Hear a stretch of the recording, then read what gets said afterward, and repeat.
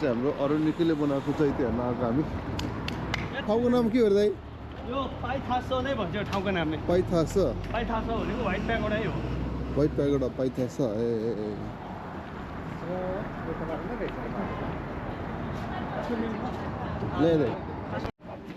We're here at Beijing and we're at Paithasa and look नेपालको टक्क promotion यहाँनिर हैन हाम्रो उहाँले बनाउनु भएको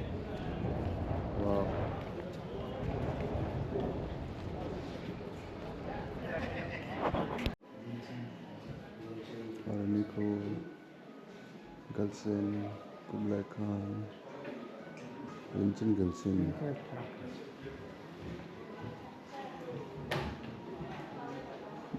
कितने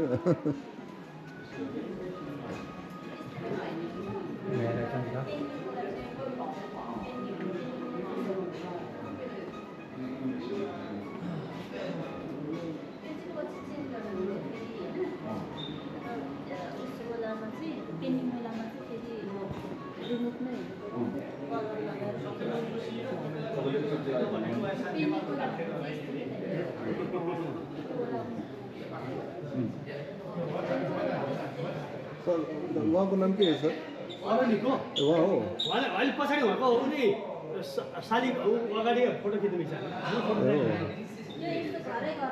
अरुणिको भन्नु त केटी होइन त्यो नाम है समातेर ल्याएर कतै बोलाएर होइन होइन त्यति पर कल आउनु मन भएन है त्यतिखेर त के हो अर्काको देशमा है त्यस्तो मान्छेलाई चाहिँ राख्नु हुँदैन भनेर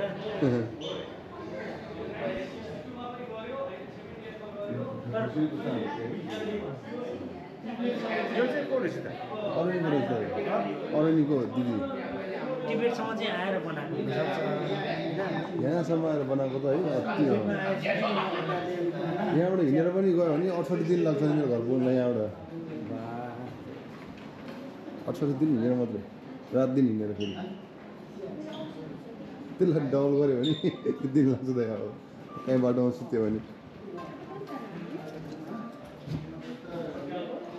यहाँ रहेछ नि त स्टोर त आजलाई पहिलो यहाँ रहेछ नि तपाईँको 38 तिरको कुरा रहेछ यता जमानाको कुरा रहेछ नि लगाइज भेरी स्पेसल प्लेस यो चाहिँ अरुणिकोले बनाएको त्यहाँ स्तूप पछाडि छ अनि यो चाहिँ अरुणिको फोटो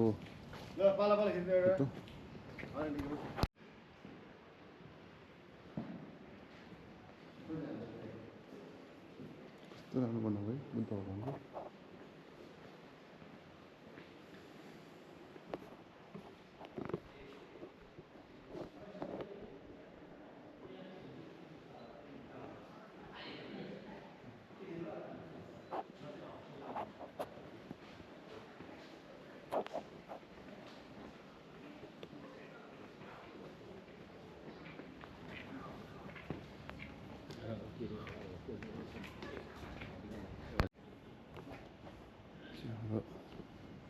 बौद्ध मन्दिर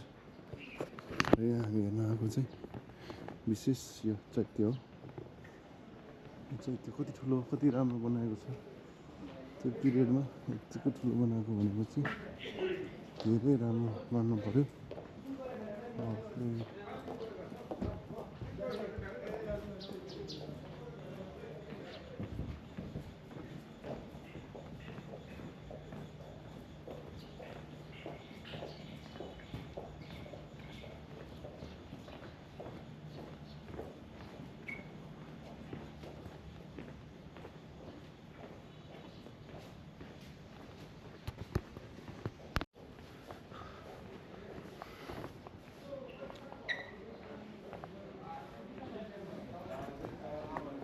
Oh, sorry.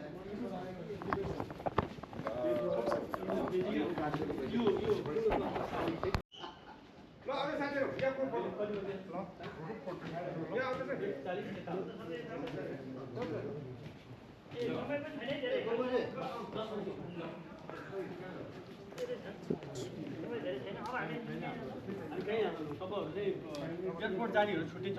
हेलो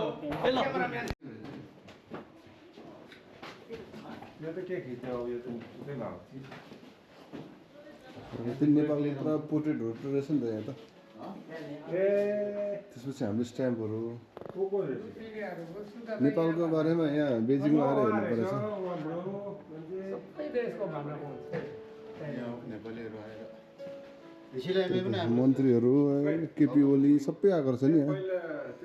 विद्या भण्डारी पुष्पकमल दाहाल के अरे त्यसो भए 46 47 70 सालकोतिरको कुरा रहेछ नि त्यही यो उदाहरण गर्ने राजा वीरेन्द्र आएको छ केपी ओली आएको बेलाको रहेछ नि ठिकै त रहेछ राजा वीरेन्द्र दाई हेर्नु त ए पहिला त्यस्तो राम्रो छैन अलि पो राम्रो बनाएको रहेछ हाम्रो यो काठमाडौँको बारेमा त के हेर्नु ओ ठुल्ठुलो मान्छेहरू छ हेर्नु है मान्छे साइज त उयो हो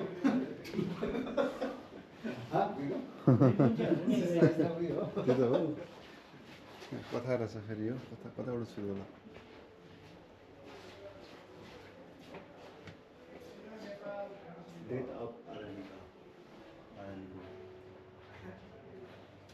कसरी डेथ भयो भने है डेथ अफ चाहिँ हेरौँ